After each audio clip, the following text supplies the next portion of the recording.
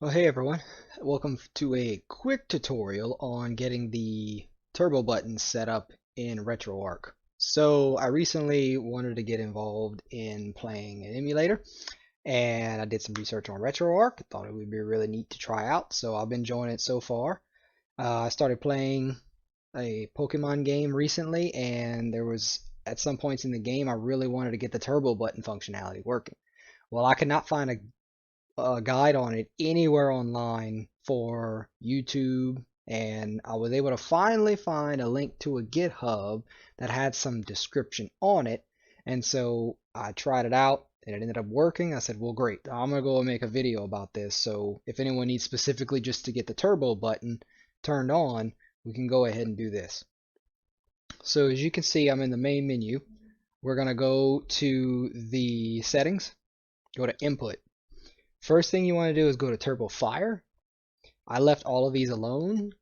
On the turbo mode, I have it set to single button toggle. What that means is I'm going to press a button that's going to turn turbo mode on and then press it again when I want it to turn off. The turbo default button is the button you want to map here that coincides with your in-game button. What does that mean? In the background here, you can see that I have one of the older Pokemon games running. This A maps to pressing the A button on this Game Boy in-game.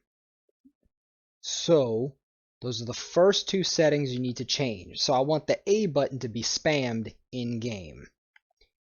And now we're going to go set the button that we're going to toggle. Go back, we're going to go to RetroPad Binds, Port 1 Controls. I'm using an Xbox controller, as you can see here. So what you want to do is you can go all the way down this list, or you can press up and it'll bring you all the way to the end. This turbo key, this is the key you are going to physically press on your handheld controller or on your keyboard. That is going to activate turbo mode. I have mine mapped to button 3, which is the Y button on my Xbox controller. So what that means is I'm going to press Y, turbo is going to activate. I'm going to press Y again, it's going to disable it. Those are the three settings that I use to get this working, and to prove it, we're going to go ahead and go back into the game. As you can see, I'm just walking around. Well, this sign right here, if I press, the way I have it mapped is in-game A is going to interact with the world. Okay, so this is me just pressing the button to talk to it normally. 1 for a conversation, 2 to go to the next line, then I had to press it 3 times. Now I'm going to click the Y button because that's what I set up as to turn on turbo mode. So I'm going to tap it now. And you can see that it's automatically just navigating. It's just automatically interacting with the world object. So the Y button that I clicked activated the in-game turbo, and the turbo is constantly spamming the in-game A button because that's what I have mapped. And I can go ahead and turn on fast boost, and as you can see, it just goes faster.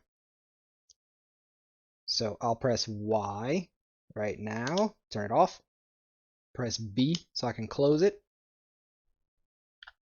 and that's it.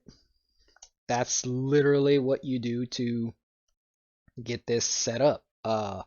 Just to recap, Turbo Fire, set it to whatever turbo mode you want. I have only personal experience with the toggle because I prefer to turn something on and off with a button click, and that's it. I chose the in-game button to be spammed. I want A to be pressed in-game repeatedly. And retro binds, I want to bind it to turbo on my Y key. That's what I want to activate it. So I hope this was useful. I hope it was really useful and you enjoyed it. I will see you all again soon. Thanks.